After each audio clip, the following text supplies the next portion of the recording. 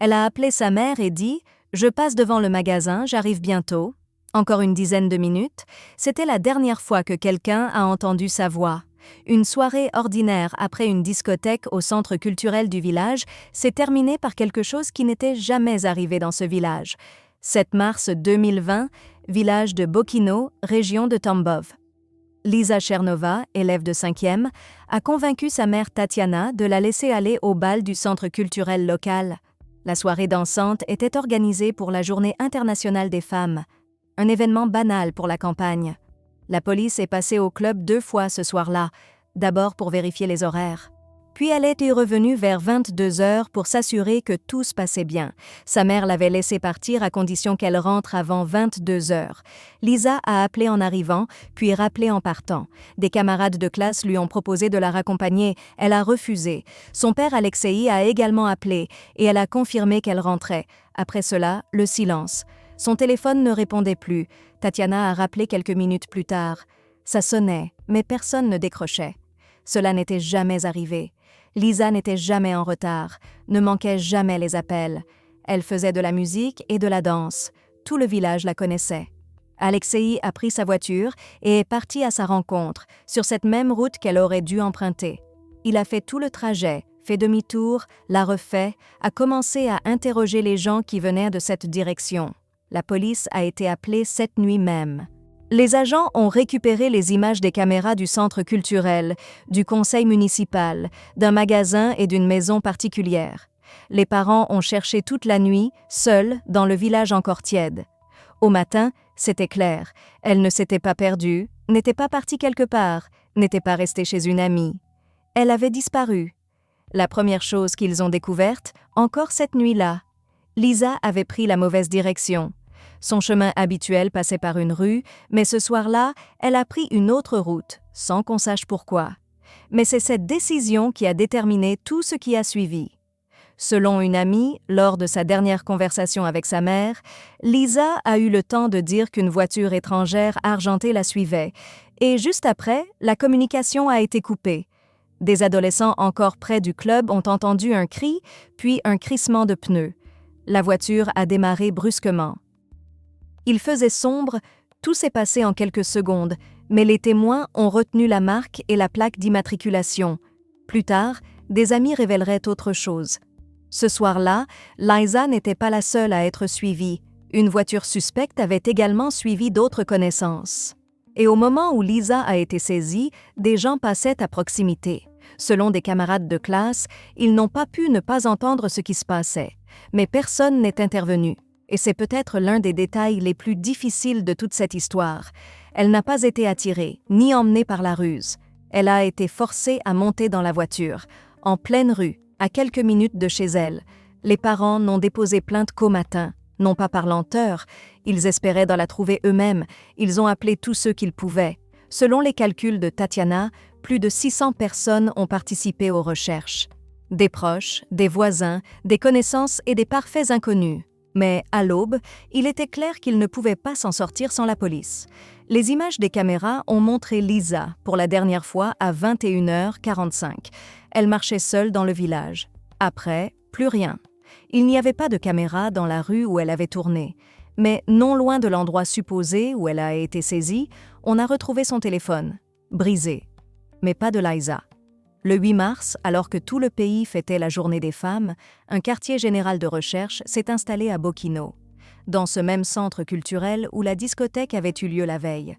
Le comité d'enquête a ouvert une procédure immédiatement, non pas pour disparition, mais sous une qualification pénale grave. Des bénévoles de Lisa Alert sont arrivés de Tambov et de Moscou, 25 recherchistes, opérateurs de drones, coordinateurs. Des volontaires des régions de Voronej et de Lipetsk ont suivi, ainsi que les services d'urgence, la police et les habitants. Au matin, plus de 200 personnes étaient sur pied et à la fin de la journée, ce nombre avait doublé. Ils ont ratissé les bandes forestières, les ravins, les champs. Ils ont vérifié chaque hangar, chaque cave. Le QG demandait des piles pour les GPS et des lampes puissantes, car ils travaillaient aussi de nuit. Dès le lendemain de la disparition, ils ont identifié la voiture qui avait vraisemblablement emmené Lisa. Il s'est avéré qu'elle appartenait à un habitant de Kotovsk, une petite ville à 40 km de Bokino. Et à partir de ce moment, l'affaire a pris une toute autre direction. Pendant ce temps, dans le village, une vague montait, impossible à arrêter. Les gens se rassemblaient devant le club et quand la rumeur s'est répandue qu'un suspect avait été arrêté, la foule a exigé de connaître son nom. L'ambiance était claire, prêt à le mettre en pièces. Le 9 mars, un homme s'est présenté au commissariat. Ce même jour, des policiers se sont rendus à une maison à Kotovsk. La voiture avait été identifiée en moins de 24 heures. Elle était immatriculée au nom de la tante du propriétaire. Le propriétaire s'appelait Alexander Lipatov, 36 ans. Il n'avait pas d'emploi officiel, faisait des petits boulots, parfois du taxi clandestin. Il avait quelques condamnations mineures à son actif et vivait chez sa tante. Et quand les agents sont entrés sur la propriété, Lipatov faisait tranquillement griller des chachliks avec des proches, tandis que non loin, sur un fil dans la cour, séchaient des sièges de voiture fraîchement lavés. On était début mars, il faisait froid, et ce détail a immédiatement attiré l'attention. Entre-temps, les caméras avaient capturé autre chose. Après la disparition de Lisa, déjà de nuit, Lipatov s'était rendu dans une station de lavage en libre service. Il y a une vidéo de lui en train de laver la voiture. Il y a aussi une vidéo d'avant, de lui achetant de l'eau dans un Piatiorochka peu avant ce soir-là. Mais entre ces deux moments, il n'y a rien. Selon la mère de Lisa, de nombreux enregistrements des caméras sur le trajet entre Bokino et Kotovsk ont tout simplement disparu par la suite. La voiture a été saisie. L'expertise a révélé des traces biologiques sur les sièges, et ces traces appartenaient à Lisa. À partir de ce moment, l'hypothèse d'une coïncidence n'existait plus. Lipatov avait été dans cette voiture, Lisa avait été dans cette voiture, et quelqu'un avait délibérément tenté de détruire les preuves. Comment exactement il a été interpellé reste flou. Selon certaines sources, Lipatov s'est rendu de lui-même. Selon d'autres, la police est venue grâce à la plaque d'immatriculation et les aveux spontanés ont été rédigés sur place. La mère de Lisa dit clairement « Il n'a pas reconnu sa culpabilité, mais il a signé les aveux. » Il a été emmené pour interrogatoire et là, il a commencé à parler. Lors du premier interrogatoire, Lipatov est resté calme.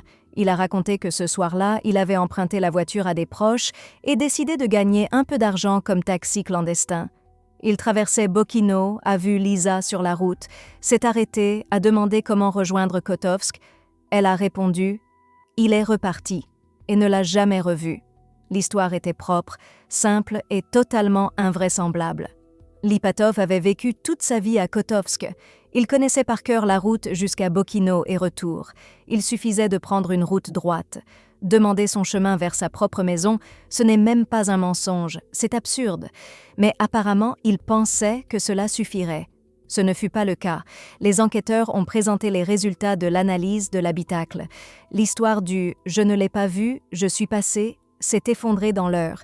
Ils ont confronté Lipatov aux résultats. Et alors, il a fait ce qu'il allait faire encore et encore. Il a changé de version. Il n'a pas reconnu la vérité, n'a pas expliqué ce qui s'était passé. Il a simplement proposé une nouvelle histoire, légèrement plus proche de la réalité, mais toujours fausse. Le comité d'enquête déclarera plus tard directement « Lipatov induisait délibérément l'enquête en erreur. Il faisait des aveux, mais indiquait constamment des lieux et des circonstances différents. Chaque nouvelle version cachait quelque chose de pire que la précédente. Les enquêteurs devaient encore réaliser combien de couches de mensonges ils auraient à retirer, et ce qui se trouverait sous la dernière. Pendant ce temps, Lipatov a parlé de nouveau, cette fois d'un accident. La nouvelle histoire était la suivante. Lipatov traversait Bokino, a vu Lisa sur le bord de la route, a voulu l'impressionner, a tenté une manœuvre, a mal calculé et l'a percutée. Est sorti, a compris qu'elle ne respirait plus, a pris peur, l'a mise dans le coffre et l'a conduite à la rivière Tsna. Près du village, l'a jetée à l'eau. Cette version semblait plus plausible que la précédente. Au moins, elle expliquait comment Lisa s'était retrouvée dans sa voiture. L'enquête a réagi immédiatement. Des plongeurs ont été mobilisés, ainsi que le groupe de bénévoles Dobrotvore et les secouristes. Pendant 2 jours, ils ont fouillé le fond de la Tsna dans la zone indiquée par Lipatov. Ils ont inspecté secteur après secteur, plongé dans l'eau de Mars proche de zéro, et n'ont rien trouvé. La rivière était vide. Parallèlement, le 10 mars, des bénévoles ont découvert un sac noir sur la berge. À l'intérieur, des objets intimes, une perruque, des sous-vêtements. L'enquête a déclaré que cela n'avait pas de lien avec l'affaire, mais les questions se multipliaient. Le coup fatal à la thèse de l'accident de la route est venu de l'expertise du véhicule lui-même. La carrosserie ne présentait aucune bosse, aucune rayure, aucune trace de collision. Rien n'indiquait un contact avec une personne. La voiture était propre. Toutes les traces étaient à l'intérieur de l'habitacle. Rien sur le pare-choc, rien sur le capot. Comme l'expertise le confirmera plus tard, la nature et l'emplacement des blessures excluaient avec une forte probabilité un accident de la route. C'est ce qu'a déclaré la direction d'enquête de la région de Tambov. À ce stade, les enquêteurs comprenaient déjà. Lipatov ne se trompait pas, il les menait délibérément dans la direction opposée à la vérité, pendant que le véritable lieu restait intact. Il a été convoqué de nouveau. Le 11 mars, Lipatov a finalement montré l'endroit. Ni la rivière, ni un champ, un massif forestier à la périphérie de Kotovsk, à 50 mètres de la route, près de sa propre maison. À 11 km de Bokino, où Lisa avait été vue pour la dernière fois. L'équipe d'enquête est entrée dans la forêt. Sol de mars, gelé, traversé de racines. Ils ont commencé à creuser. À 88 cm de profondeur, ils ont trouvé Lisa. Elle était allongée face contre terre, les jambes plus haut, entièrement habillée, mais sans chaussures. L'enquête a continué à creuser plus profondément.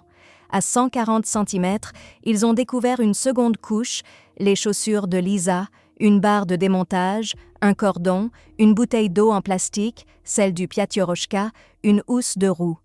Et dans une des chaussures, un mouchoir avec du matériel biologique de Lipatov, 2 couches. D'abord les objets, recouverts de terre, puis encore un demi-mètre de sol, et seulement au-dessus, Lisa. Ce n'était pas de la panique, pacote 2, c'était une séquence. Creuser la fosse, placer les objets au fond, recouvrir, placer Lisa, recouvrir encore, dissimuler. La barre de démontage, le cordon, chaque objet, pas par hasard. Ici, un autre détail émerge. Les bénévoles de Lisa Alert qui se dirigeaient vers cette zone la veille confirmeront plus tard que le comité d'enquête avait ordonné d'arrêter les recherches à pied et de ne garder que les plongeurs, soi-disant les équipes terrestres gênaient. Quand on leur a demandé comment exactement elles pouvaient gêner les plongeurs, il n'y a pas eu de réponse. Pendant ce temps, Lisa n'était jamais dans la rivière, elle était dans la forêt, précisément là où les bénévoles se dirigeaient. La découverte a eu lieu le soir du 11, le 4e jour depuis la disparition. Les résultats de l'expertise sont arrivés rapidement. Le 12 mars, ils ont tout remis en place et détruit chaque version que Lipatov avait construite pour l'enquête. Il n'y avait pas eu d'accident de la route. Lisa présentait de multiples ecchymoses et hématomes. Elle avait subi de graves atteintes physiques, un traumatisme crânien, un coup de barre de démontage. Celle-là même enterrée sous elle à 140 cm de profondeur. Lisa avait été victime d'actes de nature sexuelle. La cause du décès, asphyxie mécanique avec un câble de chargeur de téléphone. Les experts ont tout examiné, les outils, les vêtements, les ongles. Sous les ongles de Lisa, ils ont trouvé du matériel biologique, sur le cordon, sur le mouchoir, sur les objets de la fosse, de l'ADN. Et tout cela appartenait à une seule personne, Alexander Lipatov. L'assistante principale du directeur de la direction d'enquête de la région de Tambov, Elena Kerstena, a confirmé. Lors de l'examen des traces biologiques sur les outils, sous les ongles et sur les vêtements, un seul profil a été trouvé. Le 30 mars, Lisa a été inhumée. Des dizaines de personnes sont venues lui rendre hommage. Camarades de classe, enseignants, voisins, parfaits inconnus.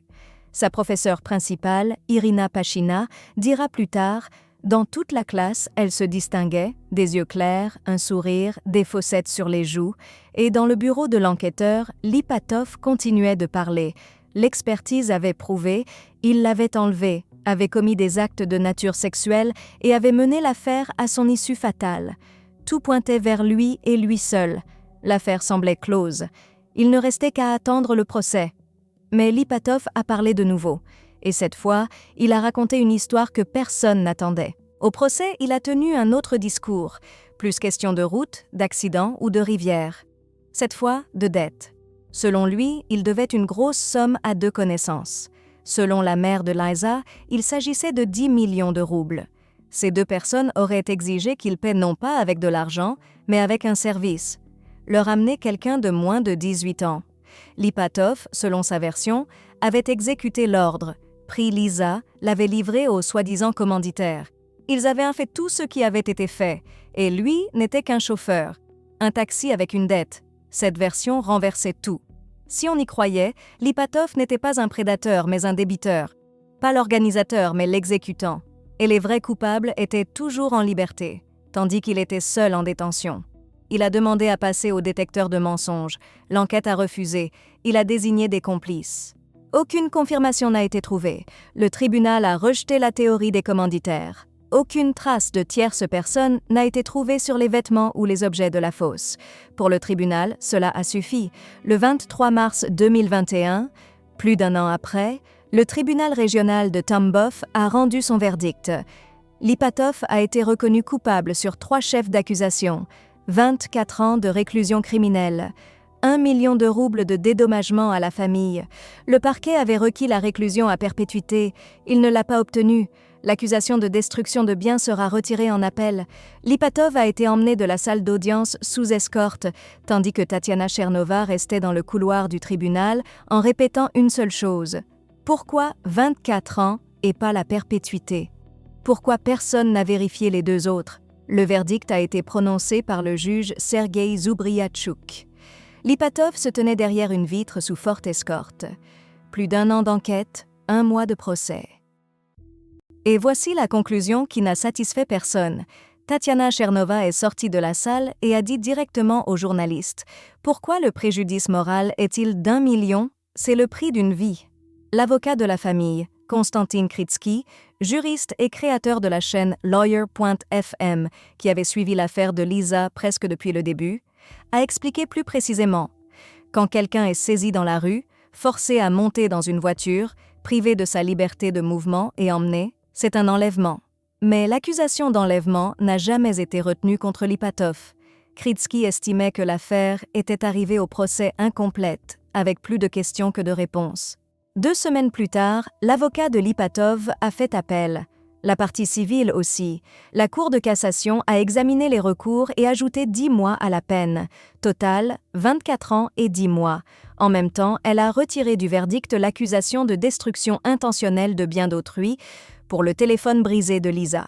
En fait, on donnait d'une main et on reprenait de l'autre. Tatiana Chernova ne s'est pas arrêtée. Elle a écrit à la Cour suprême, non pas pour alléger ou alourdir la peine, mais pour renvoyer l'affaire en complément d'enquête. Parce que, selon elle, la question principale n'avait jamais été posée au procès. Lipatov avait-il agi seul? Et tandis que les avocats rédigeaient des recours, Tatiana a décidé de vérifier quelque chose elle-même. Tatiana Chernova est allée dans cette forêt, s'est frayé un chemin à travers les broussailles, à la périphérie de Kotovsk, a trouvé l'endroit, s'est tenue près de la fosse, déjà excavée, déjà vide, et a commencé à calculer. L'enlèvement avait eu lieu le soir du 7, vers 22 heures. Selon la version de l'enquête, Lipatov avait agi seul. Seul, il avait forcé Liza à monter dans la voiture. Seul, il l'avait conduite sur la route de campagne, devant les barrages de police. Seul, il avait infligé les blessures, commis les actes de nature sexuelle, mené l'affaire à son issue fatale. Seul, il avait conduit jusqu'à la forêt, creusé la fosse, placé les chaussures, la barre de démontage, le cordon, le mouchoir, la bouteille, la housse de roue au fond, recouvert, placé Liza dessus, recouvert encore, dissimulé. Puis conduit jusqu'au lavage, nettoyé la voiture, rentré, retiré les sièges, les avait lavés et mis à sécher. 3 heures maximum. Maintenant, la physique. Tatiana l'a montré, les racines forment une couche dense. Il faudrait une hache pour les traverser. Tatiana a demandé à 2 hommes robustes de creuser une fosse identique à côté. Ils ont creusé pendant 1 heure, se sont relayés, ont travaillé ensemble, ont terminé. Et même pas complètement. Et Lipatov, peu avant le 7 mars, avait le bras cassé. Il portait un plâtre. Une seule personne. un bras cassé, 1,50 m de profondeur.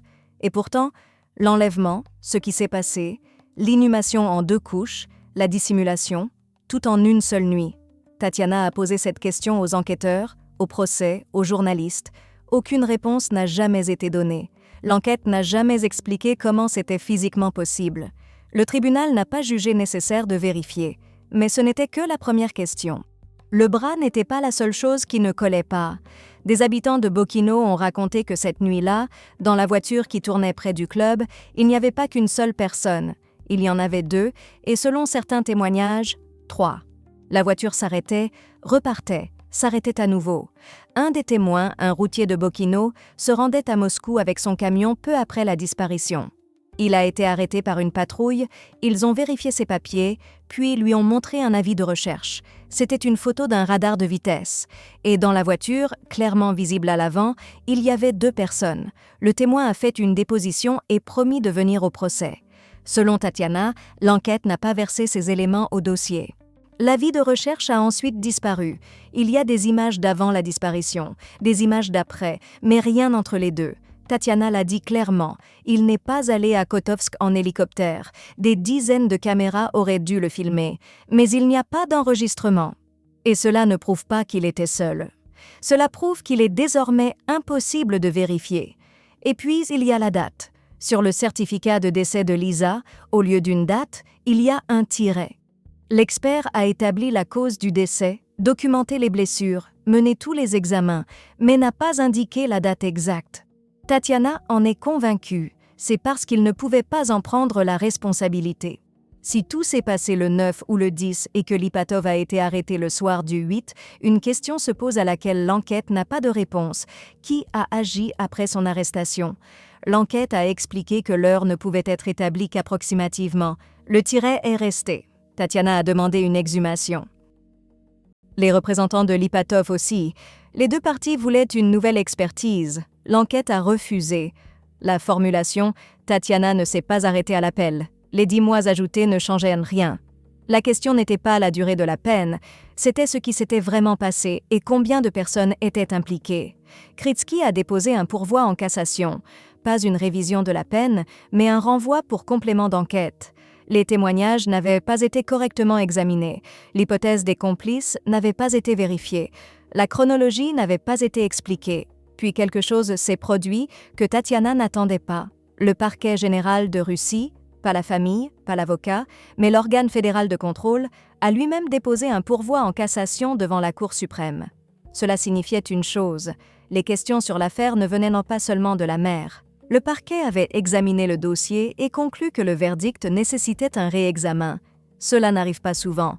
Parallèlement, Tatiana a enregistré un appel vidéo au président, sans formulation juridique, avec ses propres mots. Elle a répété tout ce qu'elle avait dit aux enquêteurs, aux juges, aux journalistes. Chaque question qui n'avait jamais reçu de réponse. La vidéo s'est largement diffusée et l'affaire a fait parler dans tout le pays.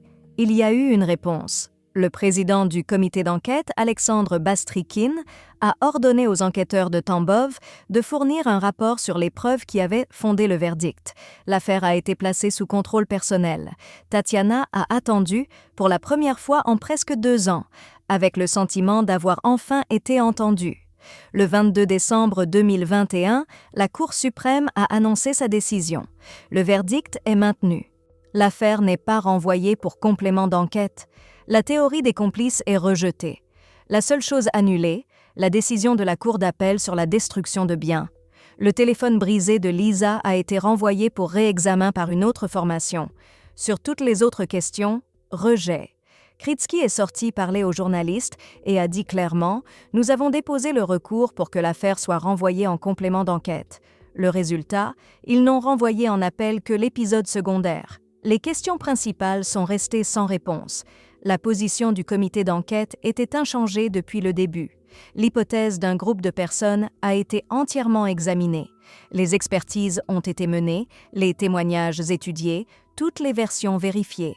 Tatiana avait déjà entendu cela, et elle a répondu de la même façon.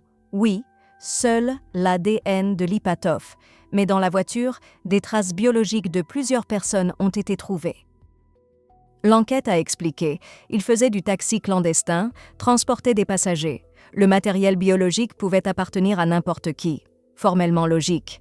Mais une expertise pour déterminer exactement à qui appartenaient ces traces n'a jamais été réalisée. Dans les pièces du dossier auxquelles la partie civile a eu accès, il n'y a pas une telle analyse. Toutes les voies de recours ont été épuisées. Pas une des questions que Tatiana a posées pendant 2 ans n'a reçu de réponse. Lipatov reste le seul condamné. Pour le tribunal, l'affaire est close. Pour Tatiana, non. Alexandre Lipatov purge 24 ans et 10 mois dans un établissement de haute sécurité. Il n'a jamais reconnu sa culpabilité. Au cours de l'enquête et du procès, il a changé de version 4 fois. A simplement demandé son chemin, l'a accidentellement percuté, lui a causé les blessures, était chauffeur pour 2 commanditaires. Aucune ne correspondait aux preuves médico-légales. Mais les preuves médico-légales n'ont pas répondu à toutes les questions non plus. Tatiana Chernova, encore aujourd'hui, se rend dans cette forêt à la périphérie de Kotovsk, se fraye un chemin à travers les buissons jusqu'à l'endroit où était la fosse, parle à sa fille, puis rentre chez elle à Bokino, devant le même centre culturel, devant la route que Lisa a empruntée pour la dernière fois. Elle a parcouru tous les niveaux du système, du tribunal régional à la Cour suprême. Elle a trouvé un avocat qui a pris l'affaire non pour les honoraires. À chaque question, elle a reçu une seule réponse. Non. Le système a donné sa réponse. Une personne, un verdict, affaire classée. La mère n'a pas accepté cette réponse. Et si l'on revient au début, à ce moment du 7 mars, certains détails sonnent maintenant différemment. Le cri et le crissement de pneus près du club, une seule personne force quelqu'un à monter dans une voiture tout en appuyant sur l'accélérateur. Le lavage de la voiture et des sièges ne détruisait que ses propres traces. 2 jours de plongeur dans une rivière vide, juste pour induire l'enquête en erreur, ou gagner du temps pendant que quelqu'un d'autre effaçait les traces. L'avis de recherche montrant 2 personnes dans la voiture, disparu. Les enregistrements des caméras sur le trajet, disparu. L'expert n'a pas mis de date. L'enquête n'a jamais expliqué comment une personne avec un bras cassé a creusé une fosse d'1,50 m dans un sol gelé en une nuit. Peut-être y a-t-il une explication à tout cela. Ou peut-être pas. Sur le certificat de décès de Lisa Chernova, au lieu d'une date, il y a un tiret. Et plus personne ne cherche la réponse. Chers parents, s'il vous plaît, ne laissez pas vos enfants sortir seuls. Et si possible, même vos enfants adultes, toujours vos enfants. Soit allez les chercher le soir, soit accompagnez-les. Faites en sorte de savoir ce qui se passe la nuit ou le soir avec votre enfant ou simplement avec toute personne qui se retrouve seule. Si vous avez aimé cette vidéo, mettez un like, abonnez-vous à notre chaîne et partagez votre avis dans les commentaires. À bientôt.